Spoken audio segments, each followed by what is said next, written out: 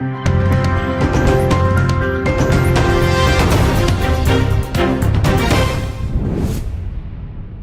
much GH. Many have come and many have gone, but you are a great kankambuka ability, worth being beheld by every optical nerves. That saith the papacy. Keep watching Too Much GH, and you get the best of entertainment, the best of everything you want. My name is ℂemetery. Keep watching Too Much GH. It's the best. Keep watching Too Much GH.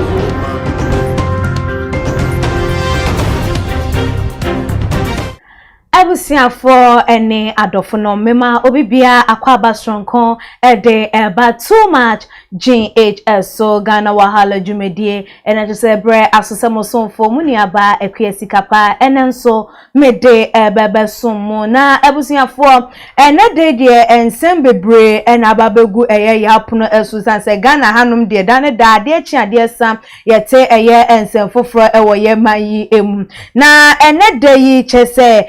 ye NPP for epa womo ebo ye anase womo abo womo ye moagin so wombetu eye ehun anamom akwakọ piemo ewo emusie ye ne chese apemfo a womo ebekwa akwakọ sie nyina enedai chese womo nyina eto ada edi ewo hanoma chese ye nua bema edi nsem bia ba betu edwa wochum se NPP for uplote se womo midnight wombeko osu cemetery no makwa sie eye wo pemfo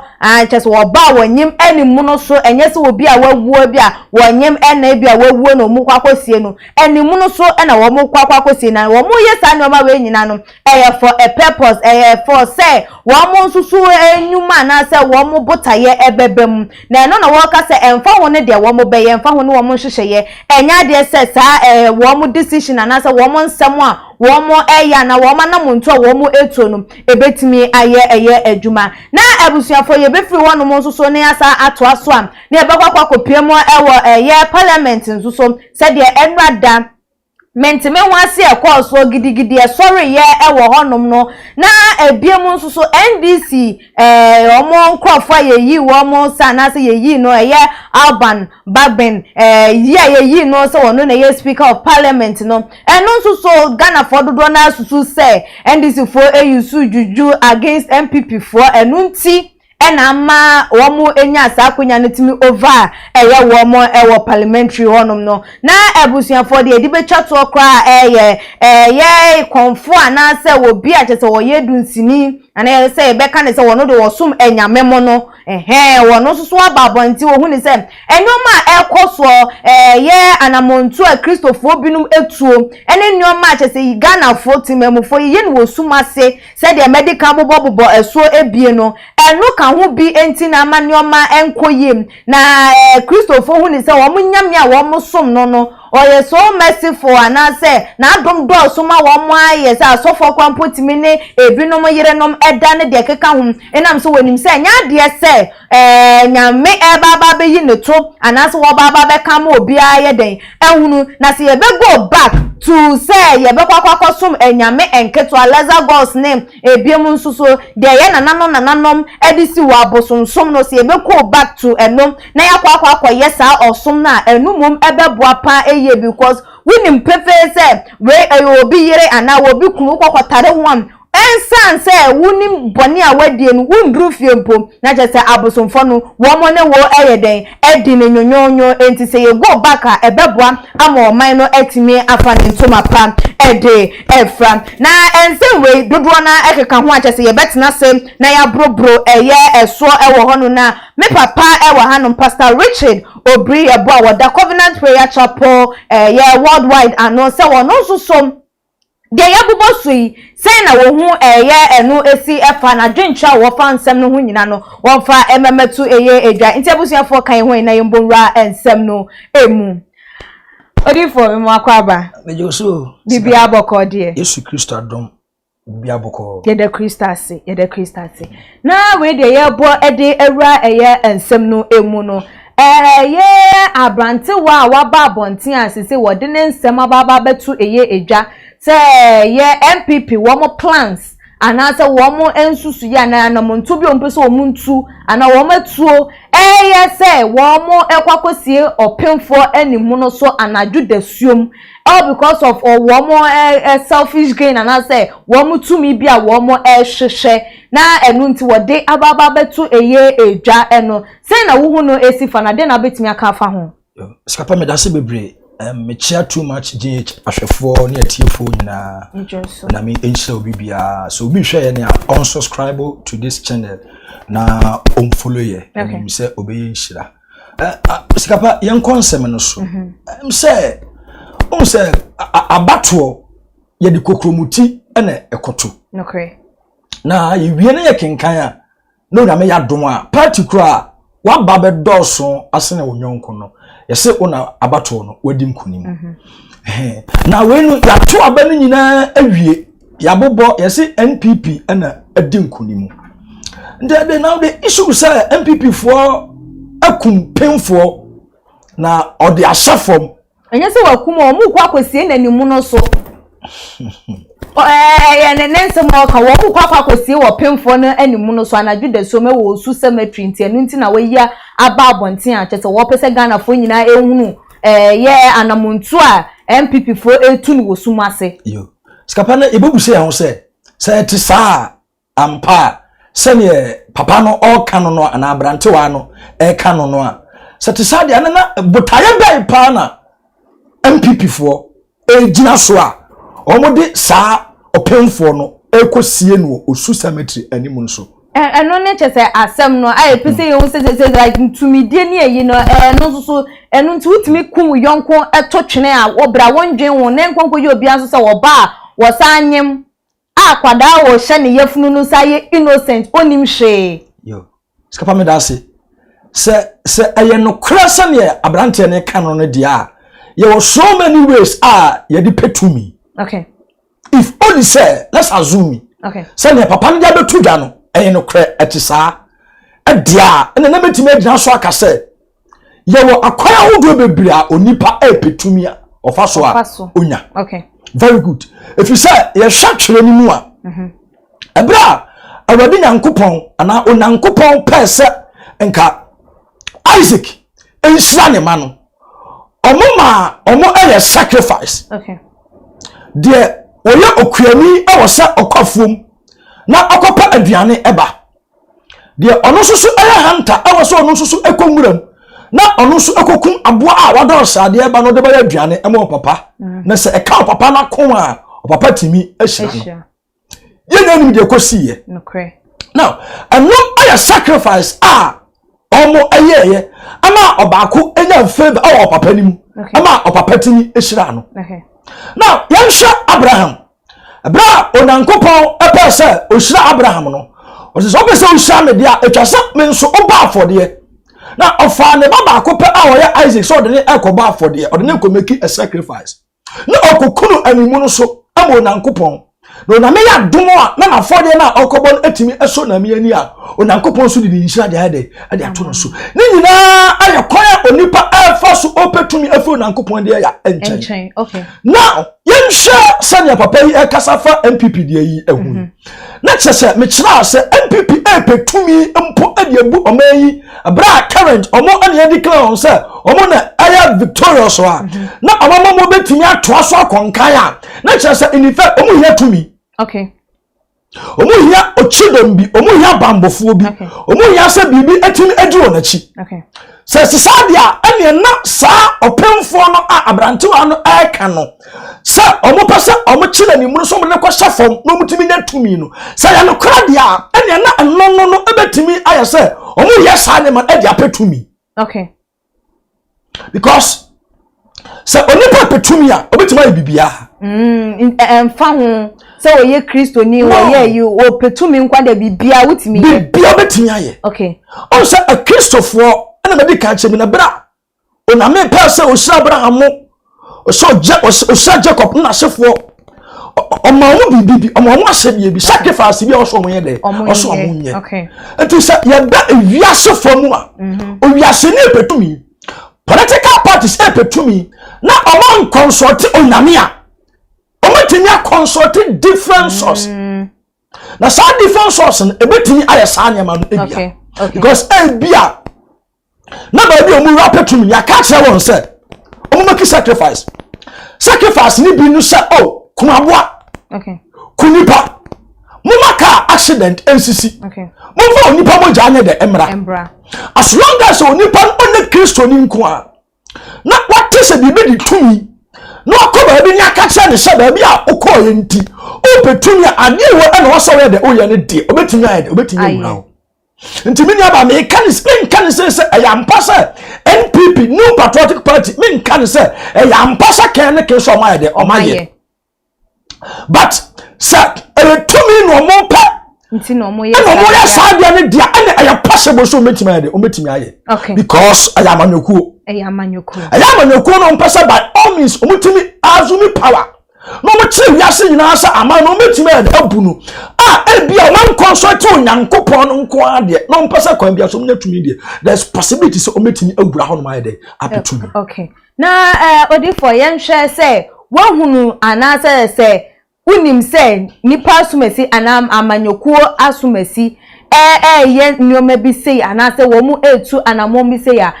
social media so ene wo say yen ka no anase ye de kwa emrem aposifo say o mahu se nkrofo bi pese wo mu nyese entimi ntu anamom di wo mu achi anase social media so ne wo say wo meba broadcasting man o maimu ene obi an ehunu say na ekoso abraye ntimi nye bibia nso ano. Very good. Ghana ha ya omra ewa ha. Okay. Ya mra kunini no e kire ekwan a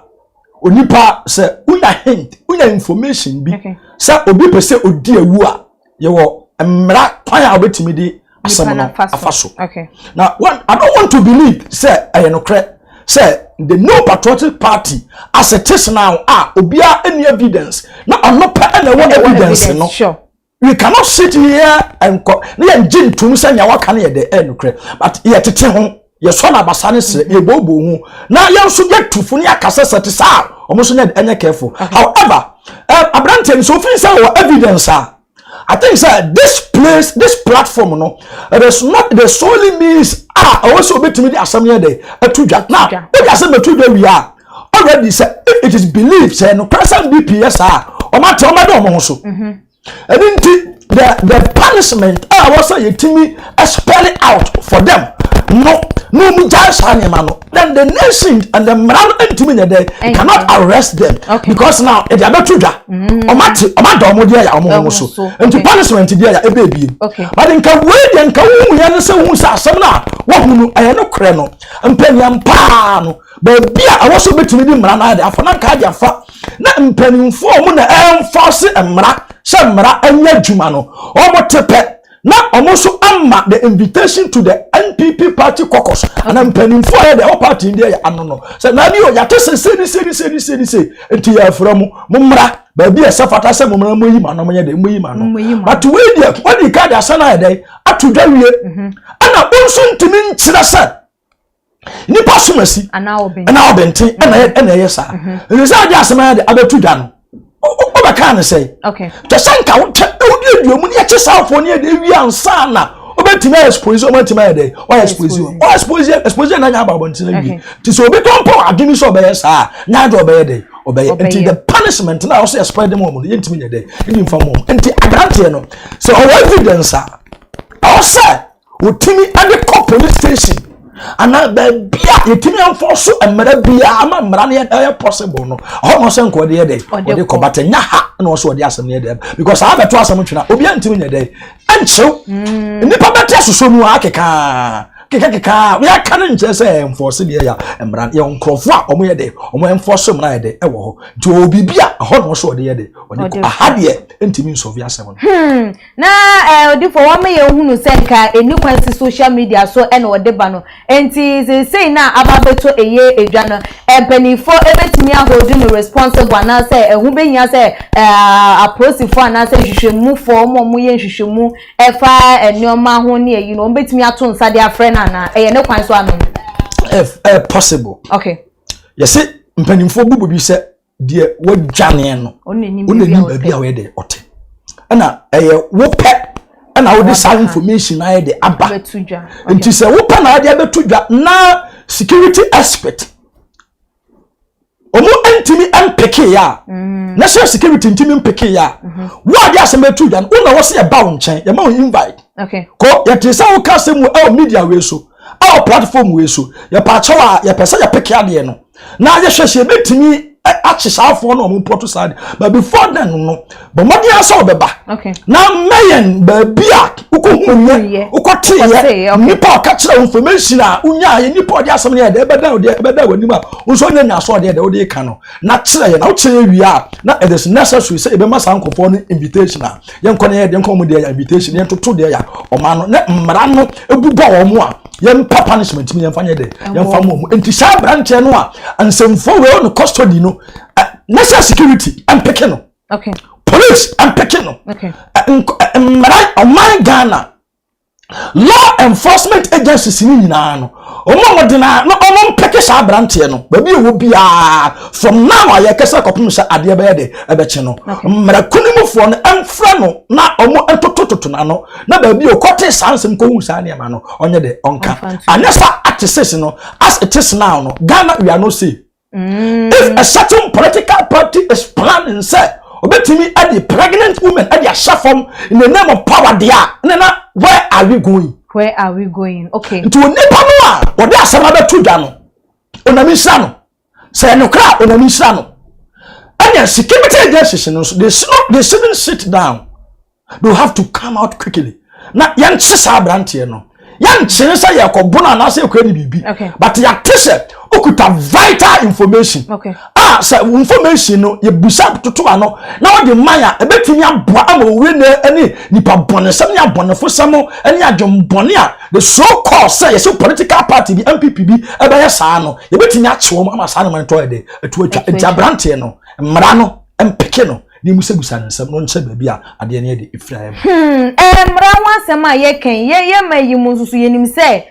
mra no edru mra bi a ye wo mo a yetimi di mra ni di wo mo ene wo mo a mra ne de eche se e favor wo mo bibia mu nti wo sha ye mra nim for ye hwe ye time a honorable crampo starting in expose crampo na o make so many allegations at the to abonti nipa we waye say na nso so kakra bi pe ene ehu say ya posifo yi etu ohu anamon say wo mo say ye letter kwakwo mo so wo mo hia wo mo wo mo akache busebusa wo mo ensem wo mo makaya nte ho asem bia biem edi ebeti enem enti wo sha say dana ye ma wo mo kwan anase wo mo tinsem o muntu anamo anase wo se wo mo de dane da ye nhye wo mo na wo ma di wo mo djuma because akwa ye say nipa ne the allegation be to abonten na wa meka se ye posi ni asumesi ana wo bentin say ni say na mahunti muntu anamo a na akwa ye se wo mo atiada but the moment aye beka no ansa na wo mo ayeden aye nunti na me pese mi hu say dane wo sem womo ete ensem omuntu anamo anase gise ye kacha omuso omuntu anamo ansa no matu anamo ama na yeyi oba me da se bebre ye to aso no on se ye nipa na mra no kra nipa na eye okay eni ntinu ye ntimi enya bibia 100% ama na nyede ama na enyeyi omu ye nipa no nkwa de ede ya mfumuso be ede beba baabi omu se omu djuma omu eye no eno no wasak omo na peke bibi free baby ba information bi free baby ba intelligence bi free baby ba na wo ho na nke abeso mu but se eno ankoba sa na obi nsusu etimi enya temamini bi etimi nya information bi free baby no no nso de be tudwa mama ya nka se wosanka nkofo a wosan enforce mmara no na wosanka ye omadwuma na woso mkofa ba no mankofa ama na obi akofa ba ntie de apresifo de anankofo enforce mmara no oman ni de o betwa ya ama e bi obi awu asem bi ato obi wo ne bi ato obi ansa na yahunu se mmara nkofo a enforce mmara de e wa ha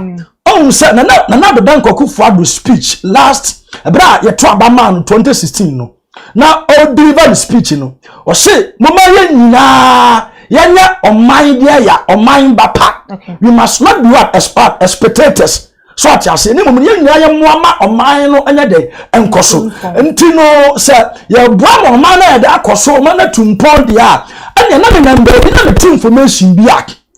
oh and necessity is lay on me responsibility is laid on me. Say I was sat me timid asem be ebe tuja. And into we say no enye be bia de hwehwe senka timamufo meka ansa. O senka police fo nkofo a o say boama mane adwuma na o so munem timi de edeba. But o so ntima na de amfa ma na obi kwete ba. Me so say you sumu a na beboa ama o ma na timi ade atumpo. Yo odifo na yenhwe eye enrada inauguration ye mampanyi time na ye di ne baba besi akonya so no ansa na che ye kopie mu e wo parliament butubutu bi ekoso mentime wansi bi ekoso na ye say speaker of parliament wo say ye NDC ni ye Alban Bagbin wo no na che wo ye speaker of parliament say na ensem ababa beto eye edwa no dodo na esusu say Ghana for no dreams and I say one who say ye juju bi cham bi na NDC for no eyusu ye na wo mutimi di over NPP for enunti no just say ebinum timi to aba edema NDC for because ye sham say ye nu abema nsem wo kan ye no what NPP for na ye bibi like on person munkonko sie pinfo bi na ehun kroni ba ne just say omo ye in favor of say to me and as I say to me yi mu no so na enra enoma eni edane ye a just say NDC for mum na wo mum no enya wo mo yi wo mo nipa so wo meme speaker of parliament enti ye juju asema wo mo e ka se NDC for eyusu ye ne ebetimi aye possible ana sikapa me da se bi on say juju ewo ho tumi ewo ho okay evil powers ewo ho onipa ya na dwen se or the evil powers ebe delay tia onipa bia it's possible say ebetimi aye adwuma but ahai election year course so parliament you see afan NPP 137 NDC 137 and you say yentoa independent bako very good and you say yentoa ba sikapa abaya me nwanwa so obi dina maka se ejuju oh yes abaya me nwanwa so beka obi beka che me se metra believer ka se ejuju ene ma me se me ebia me wo NPP a meto atia me ho okay na makwakoto na NDC okay ene juju enye juju bia na NDC ade avini sa parliament abana omto ye no ene ama yem papa aban babin abede abe speaker of parliament no enye juju na de tie nie sikapa ye to back obi a present candidate okay obi no ma candidate na ya presenting ebia na party itself no ebia na omompe no nipa oya ni daya yampe no yase anye dek yampe no enti etwasa nka NPP for etimi yesutie kakra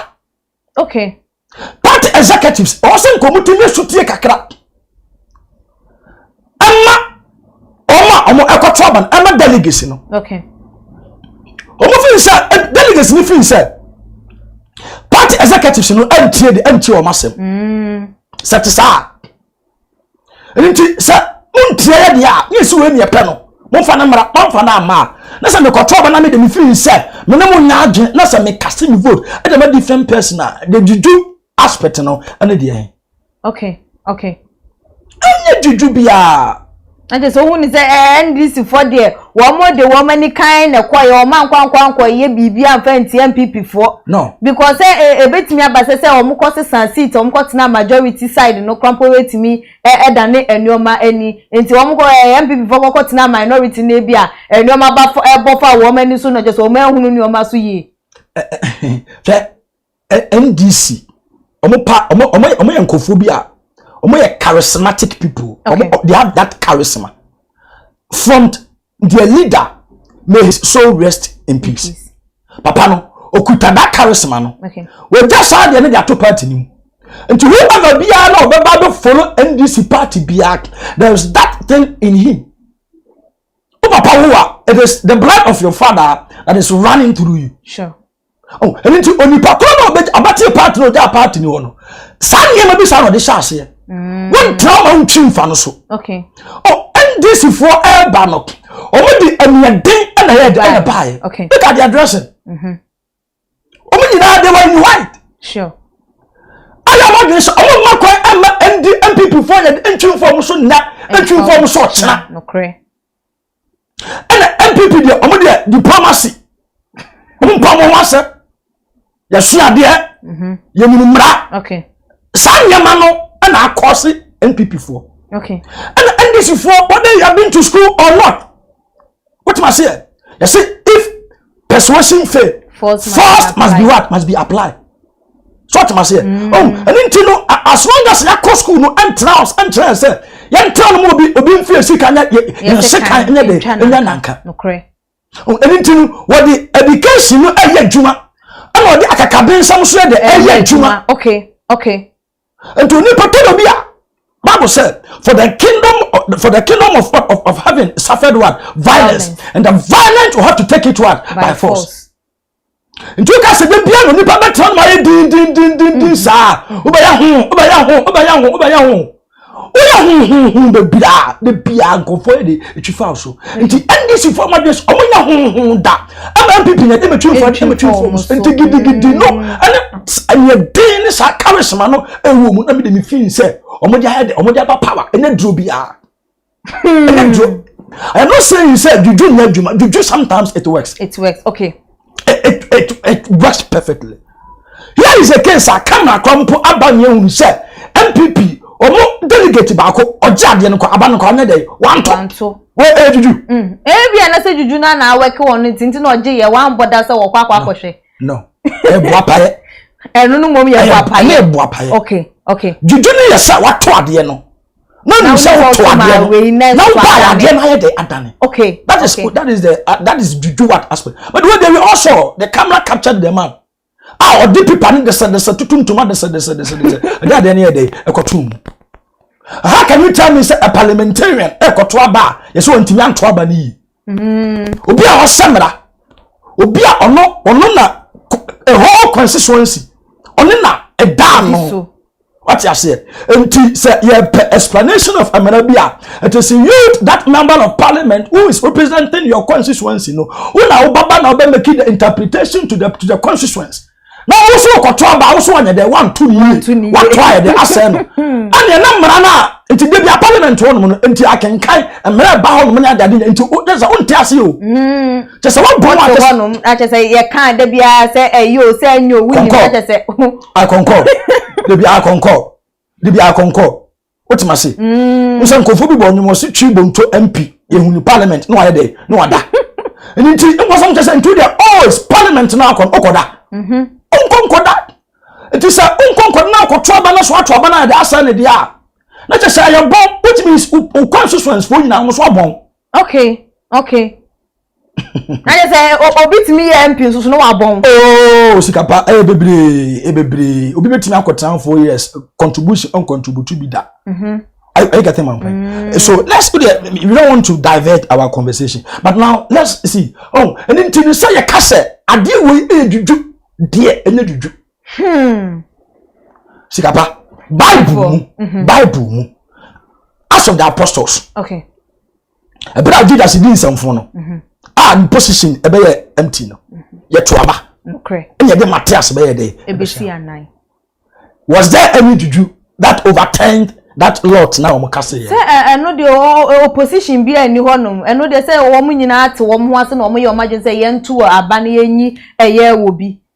enti I know the ye ni opposition wo eye asuafo ni ma na ye say ye hu se bia we ye Satan asuafo na we ye nyame asuafo na wo mo emienu na ejina ato aba na enti I know the ye betimi aka say wo mu nim wo mu hu ni enti no wo mu nim de na wo se wo mo ye de wo mo enye ba na manyosemu de nim say ye two parties na ye kan eye enwa asem say dia na betimi abase juju betimi aye adwuma na say entimi nya adwuma nti say ye kan esuafo ne de dia menya sure say be betimi qualify for eye that on say ni nyina ye abato. Okay,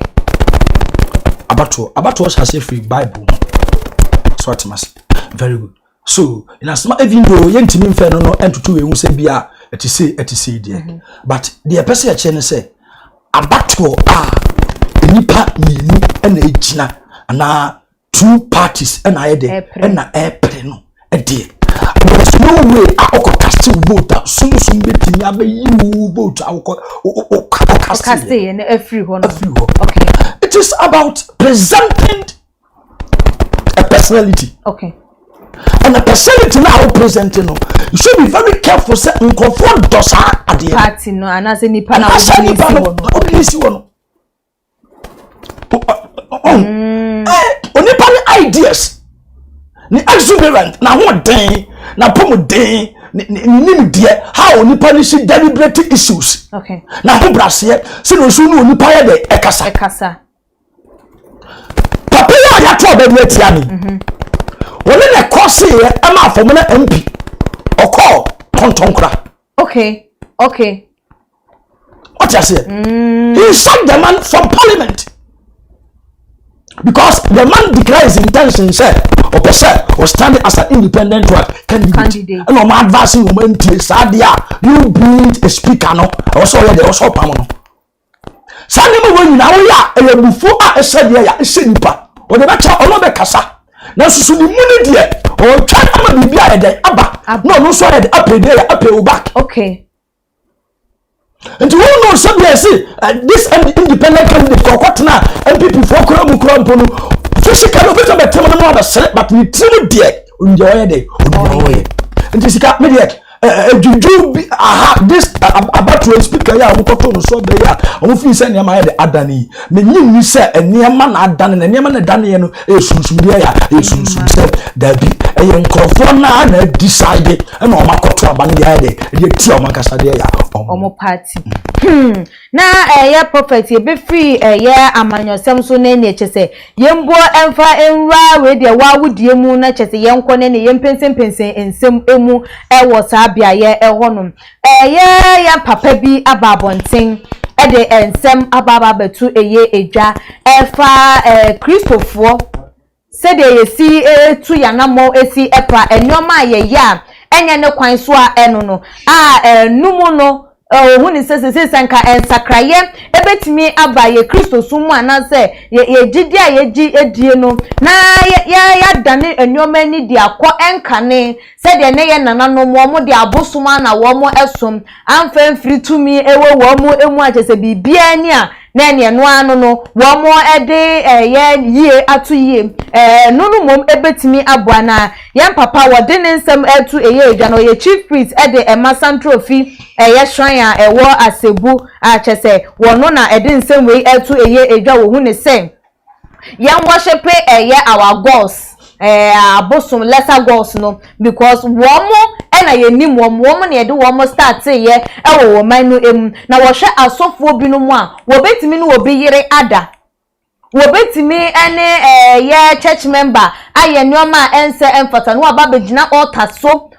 asa preach akanyame asem akasa ne nyame sei no wono de wo yi no wo suma se kura mpo no wo anu na tese wo gu nkrofo animu ase wo ho ensusu na ono aye bi enam se nipa enwuye nti ohu ne se wo no de wo ye de wotene ensusu no de wanya sa akonya na echu obi anim ba ye hwe enkane nam so obi kokofa obi eyire obi ene obi kunu kokokoda ne won kone ba na entempa na no asotwe wo ho wundru fiempo na wanya wasotwe ana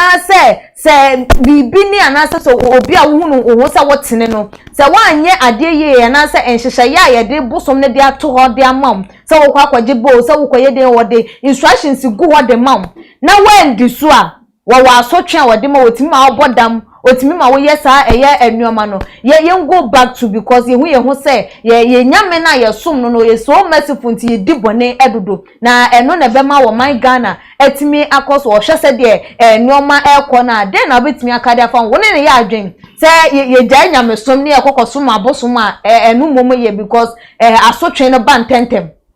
skafa me da se bebre bi ye nto asem no so me ne nya adwen for the first place. Okay, very good but or some na bosom a one de won hwe so na onsom na abro esom. Okay, abosom na mi asese no abro esom. Okay, obebo abro ba won hwe ya begin ni de udi akira wo fi se bi a ebeboa but awieye no the abonafo some na be de and a bebro. Now, okay kind the book of Isaiah chapter 44. Verse number 6 now. O say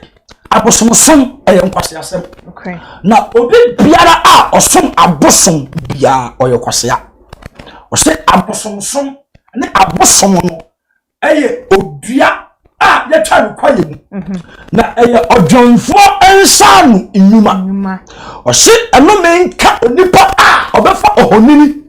ana aboa bi ana bibibi a odi besi ho sa onam sa de so adahu oname. Sa busum kuro ya oname akiri no oname tan yayi eno ana ebra a Moses yam sa okwade mransam du no ayde aba omofu sa wacha na mpanimfo a eka Moses ho afa gold necklaces ade eye ohonini na onisi ho no say Moses a chance betuma afa sa na ma wosu na ade ya hu oname ba ni bo ya ade e food ya isa de ya for ene nkrofo edi anim o mo ya sa de ya sa de no ka se ni oname me mpese obi be som me apart from nyame ame ye de be na de ya eho eni tin se obi ti da bi obosom bi ati ba bi na osusu sak abosom ade osom a oya bone a ni ya na wo de opom so ayede abra na wo de wakatwa na waso twa ayede aba eni nti awosa ye go back na tu onankopon atwe ye kofa sa abosom no nia onipa bi biara obosomsom ni bi biara priest biara priestess biara baba be kase yantu Israel na mu yantu Abraham nyankopon twene yantu Jacob nyankopon antwene no ma entie no ore koshini ore sansani ore damramani onimi nia okeka onya adwen sachira ohia adwen sachira ohia sa ye introduce Kristo ni ade ni ade ye de no ema no ebiam onse oname oyodo Bible say le onankopon edo wiase ni na odo ne baba Kristo man na obiala a obedi na bi no twene sa anyira na onya da nkwa Yesu sa ebra a yegusu na yeye ne bonyafo no oma Kristo ebewu ye dai atiye enti nipa ye boni nti na onankopon asoma Kristo ama no be dai ebewu ye dai ajiye. Now Yesu Kristo baaye no we say he has come with a dispensation of what of grace. Okay. So onankopon se odiyan akọ the olden days a nka sa gosumi konfo ya okase onu kan kontiase. Okay. Another na bosom no a awesome no afum bida. But he is still alive. Na oname se waba ne nchen afum oda so tiase. Oda de kudenti afum na me na oda so tiase. It is a grace period for you to get what? Repent. Okay. Okay, in the book of Acts was say na bra a ne animu no onankopon abu yeni na ni abu afum so nyina eso. But na o say nyina ya se ye nya dwen sachira ne nya ba ne dia ya ne nchen enti yentimi nka so bone adoso nei na na so na kofa bone fo so ma de ade aba no bone adoso na so adoso no anchira sa oname very merciful ti oname only gracious God there ya entia no. He has given us a period. He has given us a time. So onipa bia amfa sesa onipa bia amfa sesa na adwene obo dwome ya sesa wadwene obo kona sesa wadwene bonifo se mu bia na onipa otimu bia oda so wonkwa ahode adu ba fusa ne kete mada baduma emoja ifu no emoja ifu mu dia afusa ne ayesa ebradu na brana ne na ebe ya sa oba sesa wadwene no nankopon bo mfum so no boni na dia de e a chewo o na me so hwe mfum so nyanke wu nke nyanke ntiase but esan sa oyo odo no pese nipa nyina abadwen satsa de ya apon de ya ahunti e no se bere bi de ato no se na me nipa de ya bere ne de ya na so nipa mfanya de mfa sesa no mfa mfiri de ya na kwambona ebiem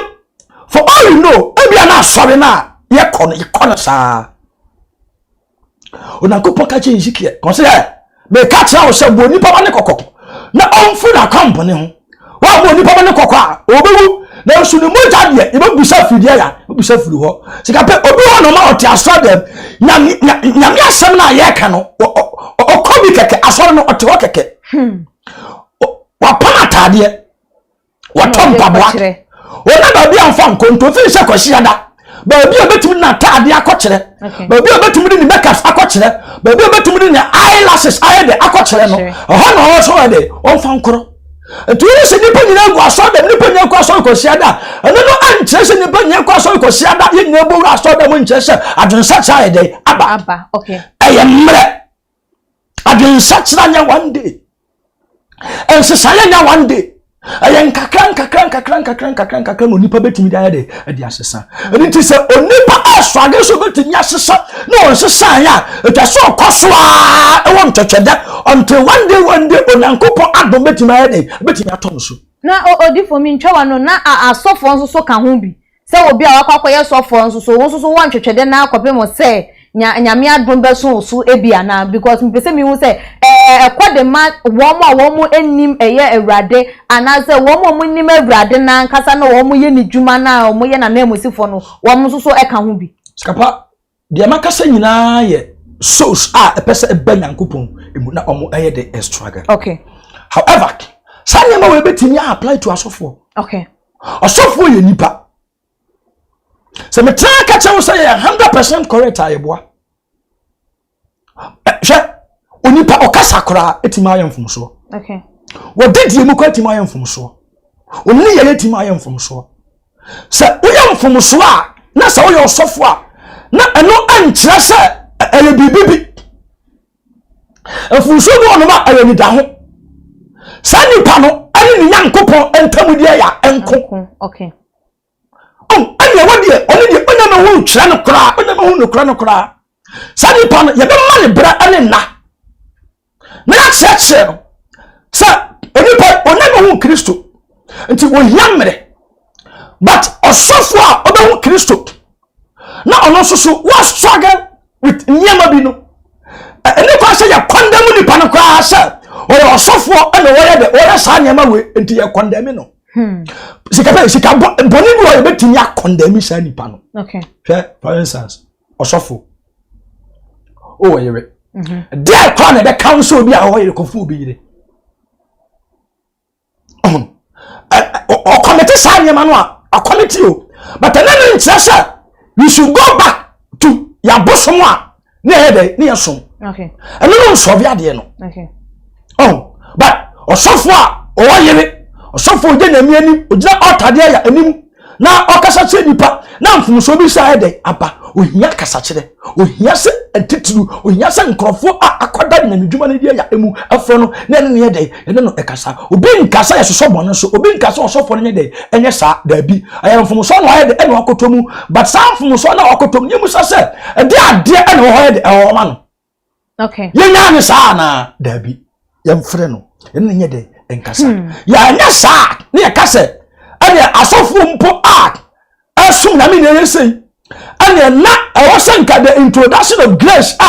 onankopon am Kristo so ba no ba introduce you know it has caused more harm than good so therefore you should go back na yankoma abosomsomo and the order of the day yan magnify abosomsomo yan qualify abosomsomo yan sanso so matade no mom emewu persecution somo a and na de nyame de ba yenye de yenti ase na odifo unhu ne se enam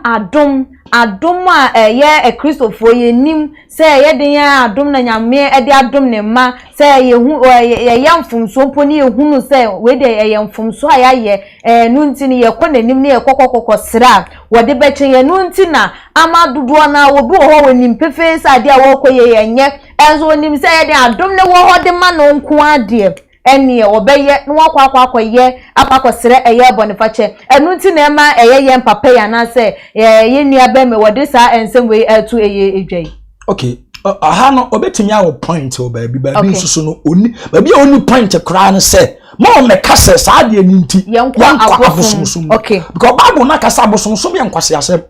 Onankopon eni ni nkofo a esomde ya abosomde ya o se ade ayankofa be ene wa abosomsomfo na kristofo de ya entem nti ayankofa bi anye de ensa anye de eni honom de ya esa but Bible said Romans or say onipa eni papa na obuapa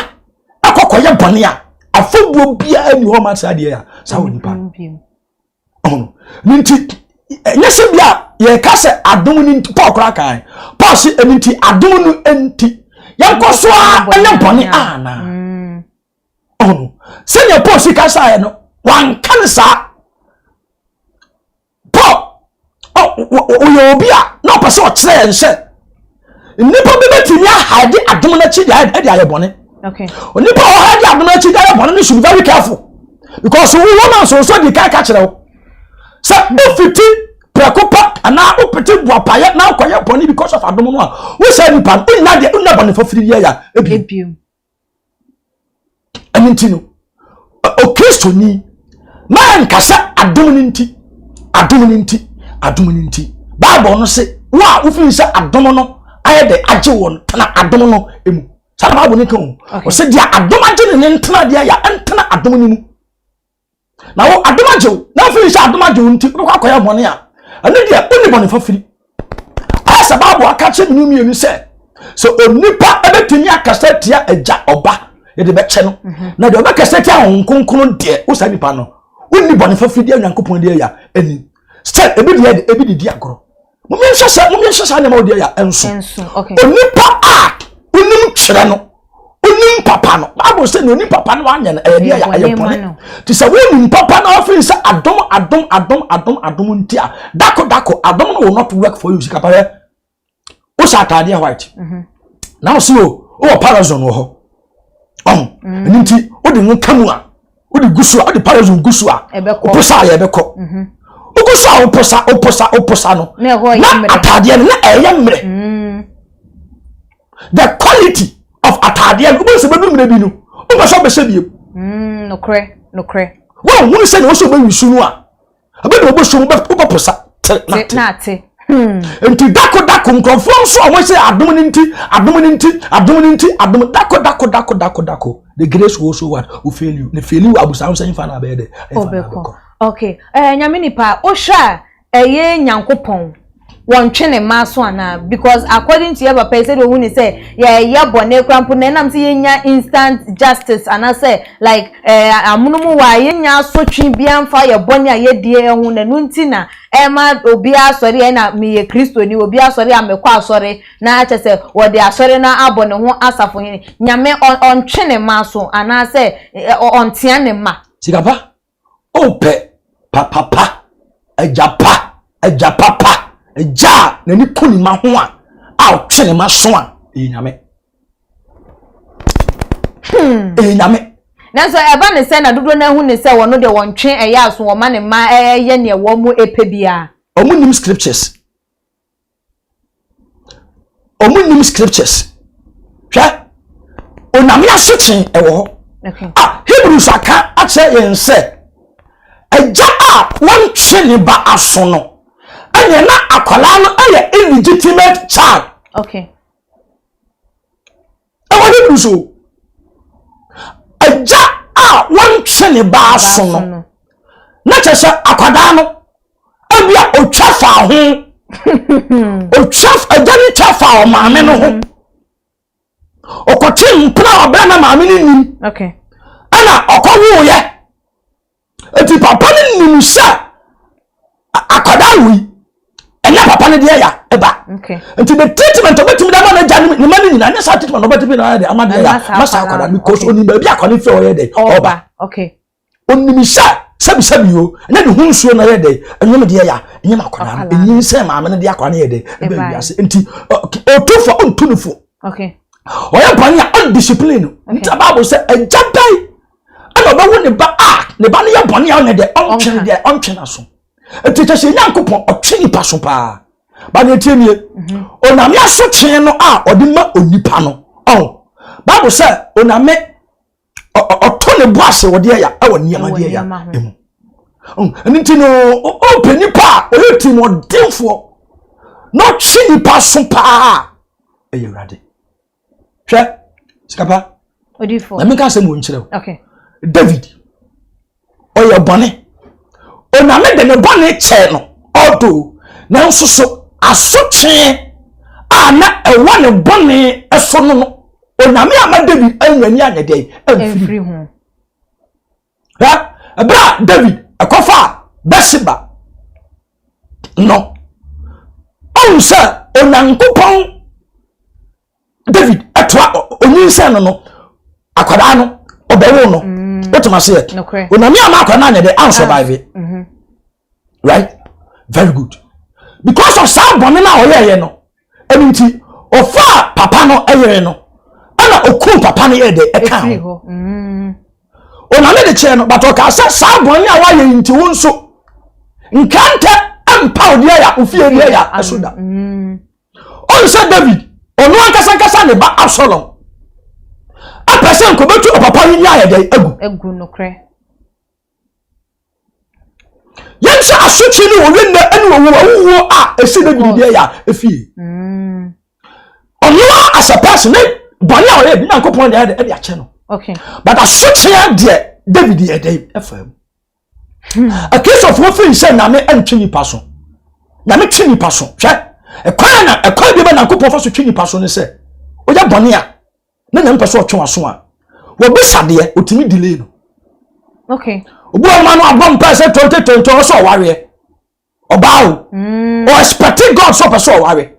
obu wan so akoy bukata okay bukata inko pa ye bibi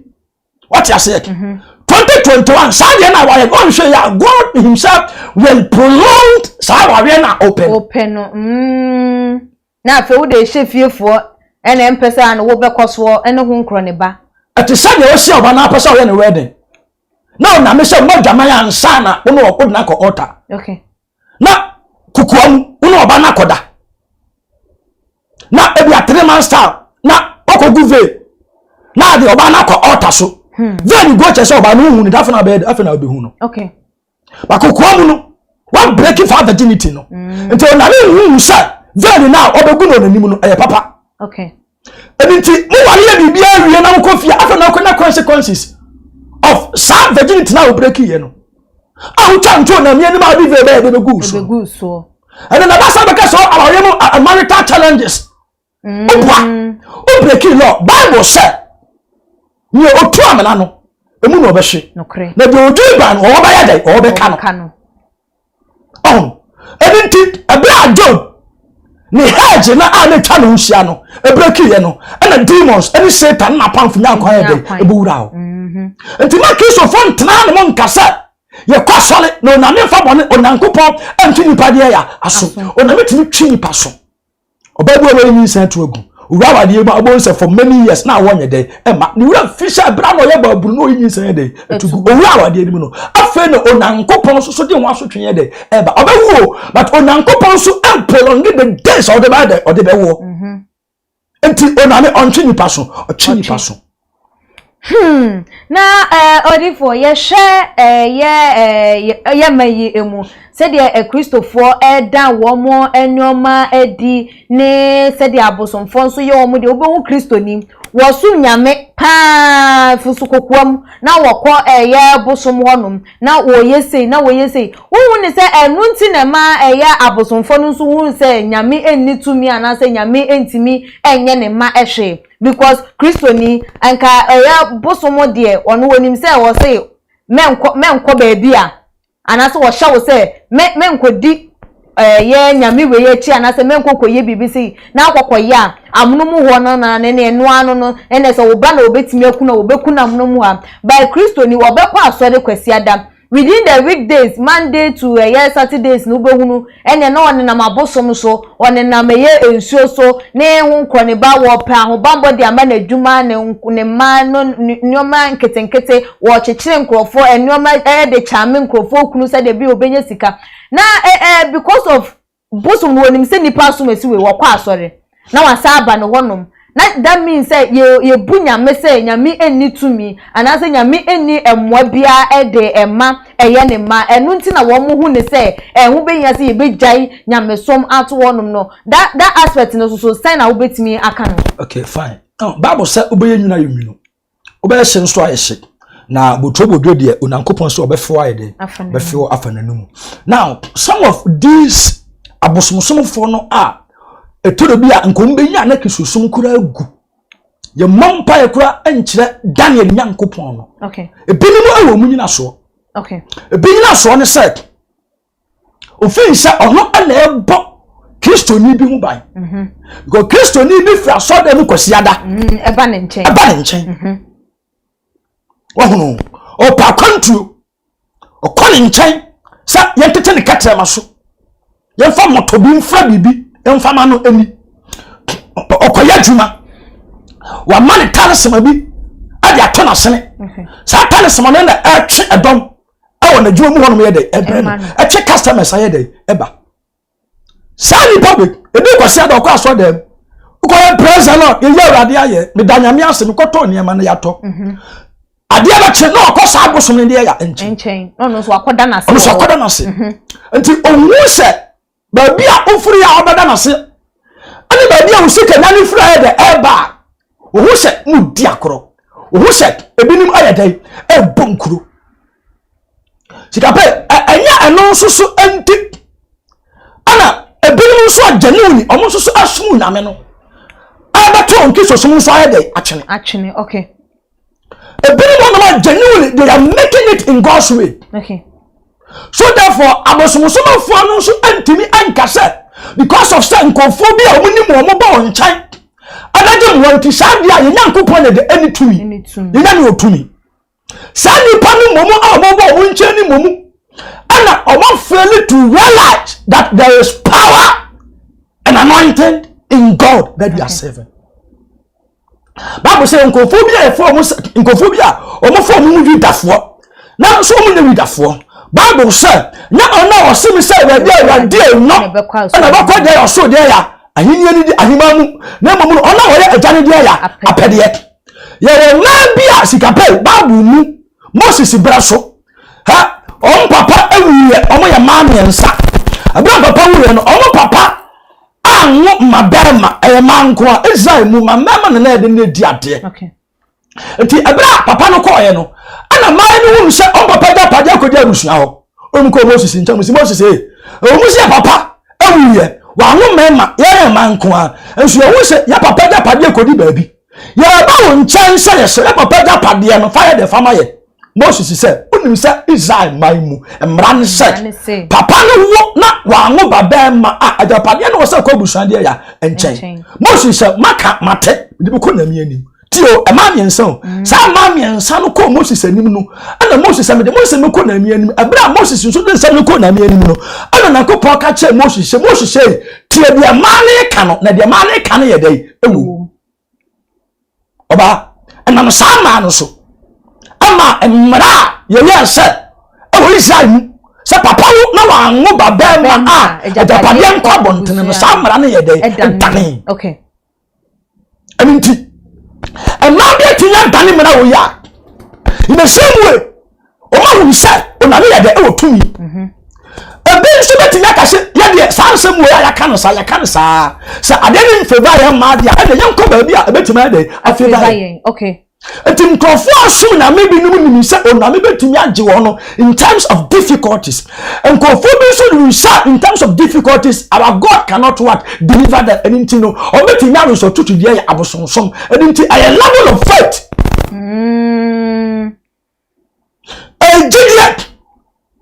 Se Gideon ni mo obintimi anso nankopon de ya ani na atwade oba nankopon nkyane ogini se na me ye de ewo ho na oye ona hohwe de ya akatwafo sa na hibusu ye de eka no kre otumase John chapter 5 Bible say abrante na no da subra no ho no Bible say day in a day year by year an angel of the Lord will come and stir up the water. He will come and trouble the water. He will come and then muddy the water. Na Bible say obi biada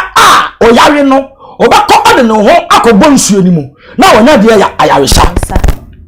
papa ni tena ho no 38 bad years a blanco of only back nem ko for ko to nsu no mu nya sa no mo ko nyina oni de no te ho oh chance obi mo mu na so nsam fa nya dey fa no ko to two level of what of people na you dealing with. Okay. What must say? You uncle for mu fin sha omo de nya be tinya je na be to age won. And uncle for mu fin so mo ja bosom be tinya de be tinya age won. Sana gidi e de ti uncle for go gidi sa de o mi ye be mi gidi enye de enye. Ndisika pay de me ka ko so nyina ne se ma ya ma abosom fo ne nka so mo nkrofo bia ko sia do mo kwa asore de. E ko tia tight. E ko to offering. I saw that no cause of nku kwasi won mo no in fact omo kan be nku kwaso da na dey see ho na so bosun bi se onipa we osaya me ba ade ya ofi aso de ma no e dey no kwa anti sa dia ye nyankopon ye dey any tu any choice sika pa any choice me asofo yi metinya tena ka se me dey ba di mo mpa ya afele ma aso de mo ma. Okay. I want to take it easy. I will not get it easy. It won't come from a silver platter. No. I'll struggle. Obonefo ni bi dia akukuhwi ase obopama hwe ho obopusi nya hwe ho obaya me say na be I'll give up and go and consult their lesser gods na akodi to me na nsape na so dan no na me si na kukurasi wo na wa ye de ho ye ma metimi so asa kasa me mpese no kwasa abere ni sabia enso ni wa obi ka kire me minim doctor bi o ka sikapa doctor bi ka kire me o kobenya doctor bi ka kire me say onim ba bi e wo beni I tell you me say onim ba bi wo beni sa beni no betimi de me makọ na odene pa ensuo na de be ma me me ba me de petepete ba bi a me ya sole a 2 years emma me ba be ya osofo kese pa me nya sika o me metimi atoto ka me si asodan me bibia but we no osofo onipa na wese japade nyina o hwe ne kra mfaso be na ye de what must say and nti se na ye kan ya obebetima believe apostle no se na ye kan ya asofo bi enso o ma divert ya pivot fi nankopon de ye kwan so akodi nsuo yi akodi abosom yi bi o mo kasa wiase na ye de etie won on the ties o believe sa asofo bi ni mo o ba bre o nyame din o ba de o ba bre nti won fa ba bi a bre na de enye too much. Okay. Wo sa nipa no American say me say nyankopon ni tumi wo na wa twehwe say obekosa abia ho no wa de enko ye nyankopon de o tumi odi for ye de yensem no esia enisa said the ekoso from the start abrantewa ni issue odi abafa NPP for decision na no muntu owo mu etuo ni juju won nsem ni sesei ye konfo a wono so ni nsem odi tuju ohu ni sesei de yenya kristosom na ememeso ye abosum na no na ebebo no boni nyina etofa na fa wo final words na efutu awo enyina etu edwama ahwefo ni etiefo emaye me nsem a me de atudwa ni bon tofa abosom som ene osompa. Okay. Eye abosom obi anche ne ho mfiri abro esom eho na onfa ne ho emedi twedi ampon onyame basakro be dilachi na be dilachi a wabrabo ebe dane ya so na hwe ye gusu aso no hwe ye ne nam ye gusu ne nam ekopem so beto ne nsa de afra ya firi asase so ne ye ho se tumi bi ya no mo a e chen se nyankopon etumi so obi adada sa wa ya enye yie enti bra no fa nko ba bia eho ana obetinya diye obetinya nya yiyo obetinya nya nubo namo a odada awieye no onhwe ya na one survive na one che ewu wiase a obaye now to the political parties misramo ma obi anya na dwen se o fa ekwan foforo bi so ade nya tumi na waje be wuri oman ade bia wasase bia e wona wieye ye to abama wo sa o mampani a wono apamfo mama de na botaya e to abade ma mo no mama no masa mo manfo na mo sa mo manfo a next time mo ba na sa mo se mo sa so be power ye sha ye be quantify nyuma a ma ye wo power ye de ma mo na se be to abana mama ya sa so ato aba no e de ama mo onipa wo so information sha a political party bi anso so kupem for adi asefom no me ka akira Ghana ye security apparatus no ehye omo ampeke sa nipa no na nhwehwemu biada a oso omo ye no omo enye Day any pastor which obi abua. O pese unya me na me twetwe nkoma obetimi afre me. E number we eso. 0246 42 63 75 0246 42 63 75. Jo abusia for aha ene ebre ebema ye kwan amaye de dwumede nkita hudie ye nkomo twetwe no esie. Subscribe to your channel no so wonye ya ebiem so like videos na share follow yen all the social media platform so now ko share yen ye IG page ni, your Twitter page so @@gh_ ye Facebook enso so @gh na ye mo comment ye enso so ye discussion yi ase no nyame enhya mo pa ebebre ebre yentimi enkenkan na so we acknowledge you ye hunu say mo so mo mra mo say ye ne mo bando mo de hwe ye no nyame enhya mo pa eye na medi esie no medi ede akua sika pa dasene ye besane hia makram.